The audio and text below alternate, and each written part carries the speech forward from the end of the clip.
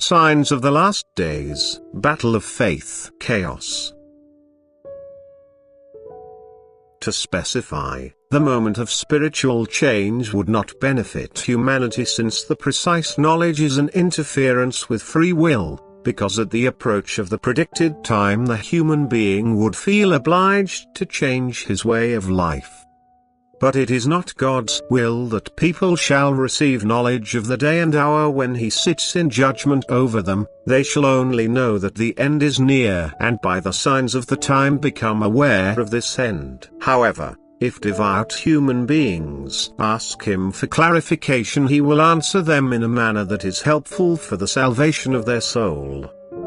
The last judgment is preceded by the last days, which last just a few months and are characterized by an exceptionally rigorous battle of faith. As soon as this battle of faith is carried out quite openly, as soon as all secrecy is ignored and all spiritual aspirations are bluntly and recklessly attacked, as soon as laws and decrees are endorsed which prohibit people's spiritual pursuits, as soon as all divine commandments are no longer observed, as soon as all believers are persecuted and have no more rights, the last days have entered into their final phase, and the last judgment can be expected daily and hourly.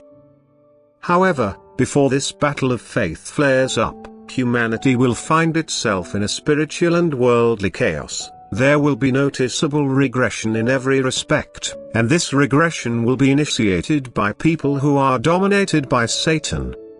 He will show himself in earthly devastation and destruction, in heartless laws, in a God-opposing way of life, in civil disobedience and rebellion against the governing powers, and in brutal oppression by the latter, in restriction of freedom and in evasion of law and justice.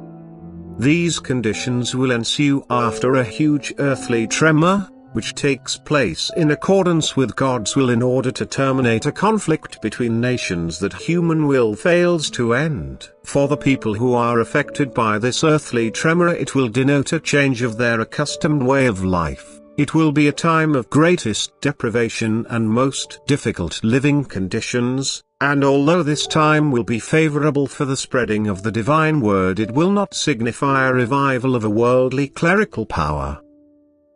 People will indeed eagerly strive to improve their earthly living conditions, but these efforts will not be compatible with spiritual aspirations, with the belief in an authority which holds them to account, and with the divine commandments that require love. And that is why everything that interferes with the return to the former good living standard comes under attack.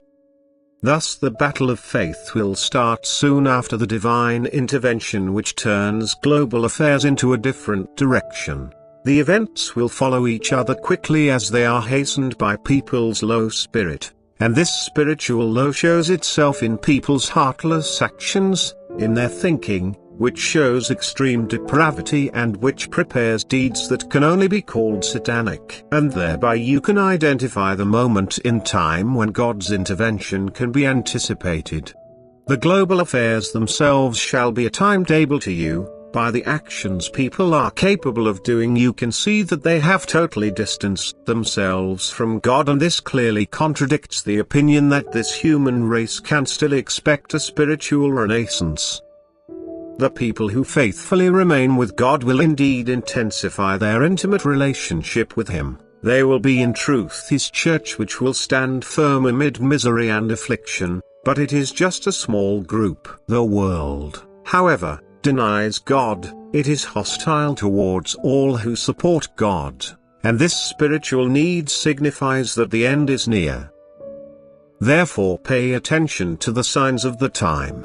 Pay attention to humanity's conduct, to their desertion of God and their preference of the world. When people are evidently influenced by Satan, when they are enslaved by him and do everything to disobey the divine commandments, when nothing is sacred to them any longer, neither the life of their fellow human beings nor their possessions, when lies triumph and the truth is treated with hostility, you know that the end is not far.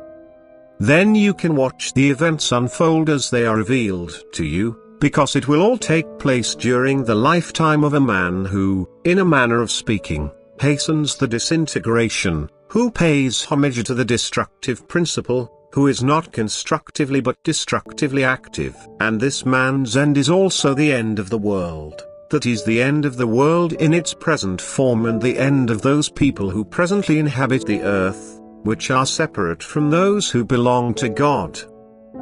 And now you know that there is not much time, that you are not given a long period of time and that the end is upon you shortly, and for this reason you have to prepare yourselves, you have to live as if every day is your last because you don't know when you will be called back and whether you will live to see the end of the earth.